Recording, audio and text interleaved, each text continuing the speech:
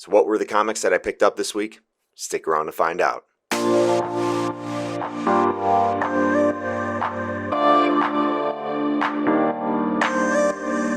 Alright, well it is Wednesday, January 13th. That means another new comic book day. Before we get started, I'm going to ask that you please go ahead, click that subscribe button down below, smash that like button, hit that notification bell so you can get updates whenever I post new videos just like this. You can also find me on Instagram at MarkNerdyAF. I post a bunch of photos about my statue collecting, comic books, trading cards, all that nerdy shit that I love. It is on Instagram. I'd love for you guys if you hit me a follow and engage with me on that platform. Alright, and first up for indie titles is Blade Runner 2029. This is, if you haven't already noticed, a Peach Momoko cover. She's actually doing all the cover A's, I believe, for this whole series. But it's been really good so far. It reminds me of the movies, which is exactly what I wanted. I love the movies. I love the new Blade Runner, the old Blade Runner with Harrison Ford, and it's been great so far. So if you like the movies, if you like the sci-fi futuristic shit, definitely recommend this one right here. The second indie title that I grabbed is Serial. This is one I actually had no idea was coming out. I believe Terry Moore is doing both the art. He is very well known for his art. I believe he's won an Eisner Award and been nominated for multiple Eisner Awards. But he's doing the art and actually the story as well, from my understanding. And from what I've read in the previews, this series is going to be about this girl right here who's actually 10 years old, but she's really 50 years old.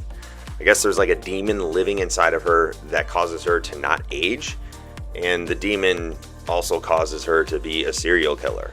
Whether or not she continues down that path, I'm not really sure. It doesn't really seem like that, but we shall find out. It's, I guess, going to be a darker feel type book, and you'll also see that everything is in black and white. I mean, I do read a lot of manga, so that doesn't bother me. That might bother you, so just wanted to give you that heads up. It is all in black and white. If you like colorful pages, you're not going to get that with this book, but I'm fine with that. I'm going to give it a chance. I think it could be something great, so we'll see. Now, this is what I was very pumped up for this week. Haha, issue number 1 by Image Comics.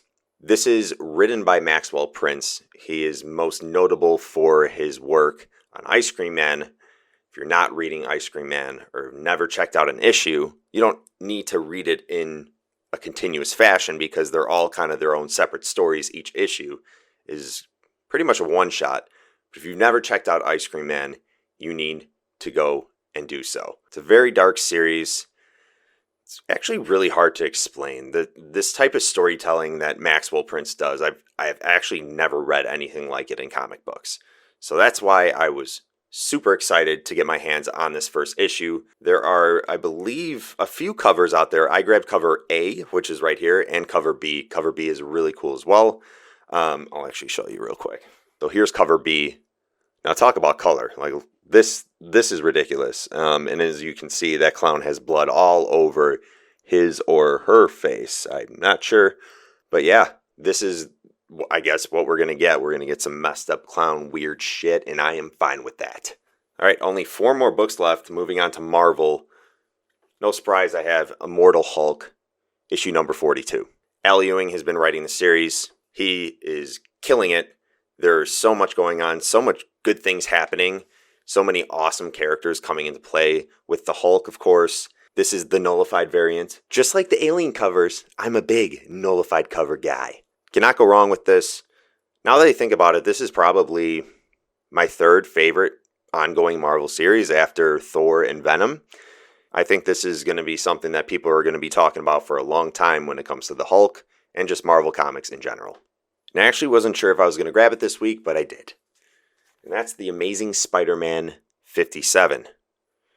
This series has been pretty good. Gonna be honest, I grabbed it because of the cover mainly. This is done by Marcos Mastrazo, I believe. But as you can see, he did a wonderful job with the Spider-Man cover. And this is written by Nick Spencer. Art is done by Mark Bagley, one of my favorite Spider-Man artists. But I will say this isn't one of my favorite Spider-Man stories. Sorry, guys. If you do really like this, I could see why. There's a lot of cool things happening with villains in here. Like, we have Sin Eater and Kindred. And there's been some phenomenal covers. And this is another one that I just had to have. And to be honest, yeah, this is the reason why I picked up this issue, is because of the cover. But the story isn't terrible. And if you're reading this, I would recommend to keep reading it. If you haven't been reading it, you can maybe pick up the first couple of issues, see if you get into it. That's up to you. All right, let's finish off with DC. 2 Future State covers this week. That's it. Even though I think 5 or 6 of them came out. I don't know if this is going to be the last week where we get the first issues of our whole Future State runs that we're going to get. Either if they're 2 issues, 3 issues, 4 issues. If you're not familiar, DC's doing their Future State. They're kind of revamping a lot of their well-known characters within the DC universe. But a lot of these issues are only going for 2 or 3 issues. They're ending this by the end of February, I believe, or beginning of March. But they released Teen Titans this week. So Future State Teen Titans #1. This is one of the Future State titles that I was more so anticipating. I also saw this cover, I believe Dustin Wynn posted it on his Instagram. I follow him there. If you've never checked out Dustin Wynn and how he does his art, I mean, this is all watercoloring. Obviously, he sketches it out, watercolors it, but it is freaking mind-blowing what he does. I mean, to produce something like this. And the caliber of his art is just, it's unlike anything I've ever seen. He's one of my favorite artists, especially DC. He also is doing great things in the indie department. He's been doing Ascender, which is the follow-up to Descender that he's doing with Jeff Lemire. Highly recommend going out and checking that out if you have not.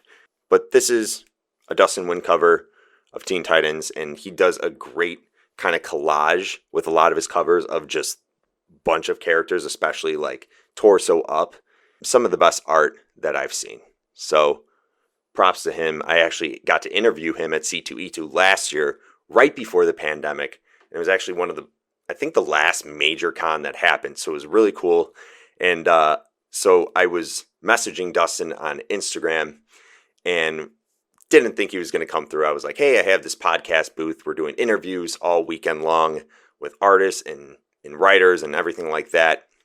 And I was like, hey, can you mind stopping by? He's like, yeah, that sounds really cool. If I have time, it's crazy. It's the con weekend. It's super busy for me, but maybe Sunday will work and I'll try to stop by. I was like, all right, dude, you could have just told me no. But lo and behold, I turn around. He's just standing there. He's like, you ready for this interview, man? I'm like, I guess, let's do it.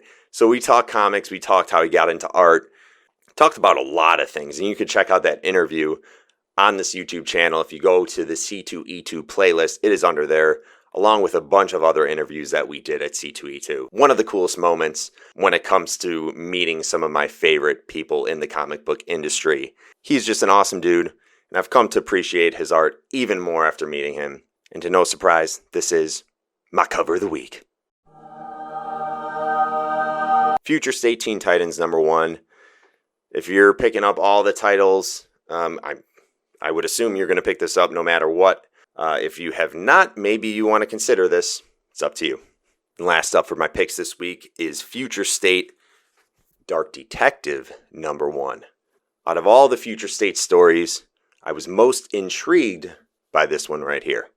I believe this is still Bruce Wayne. If you've read anything about Future State, you'll know that they're having a lot of different characters take on the mantle of these superheroes. And this is still Bruce Wayne, from my understanding. And I think a lot of people are after him. I don't know what he did necessarily, but you can see there's blood all over him. And he kind of looks like he's regretting something, or he's just tragically screaming at the loss of somebody. And maybe the blame's going to be put on him. Who knows? And I didn't read too far into the description for this, so I'm kind of just guessing right now. I don't know necessarily what's going to happen in this, and I did that on purpose because this is one Future State book that I didn't want to know who was taking on the mantle. I didn't want to know what characters were going to be brought in. I just wanted to go in without any expectation and kind of just find out for myself. And we'll see how this is. And I think this is one of the ones you should be more excited for in DC Future State. Not just because it's Batman, not because it's Bruce Wayne as Batman. I actually liked what they did with the Future State Batman that came out last week.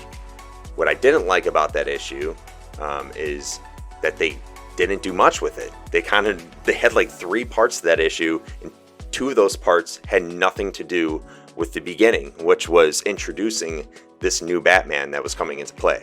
I guess it's going to tie into the story, but I just was like, okay, that's great. I wish I would have gotten a little bit more of what I thought this issue was going to be about, which was this new person being Batman, and I didn't get that, so I was kind of bummed. I hope they don't do that with this. We'll see. I don't know. Regardless, I think this could be pretty dope. Alright, well that is it. Those were my picks for this week's New Comic Book Day. I want to hear from you guys, so let me know what you're planning on picking up this week, what you think I might have missed out on. I want to hear from you. Comment below. Also, if you haven't done so already, please hit that subscribe button down below, smash that like button, hit that notification bell, get updates whenever I post new comic book pick videos just like this one. But you know the deal. Until next week, chumps out.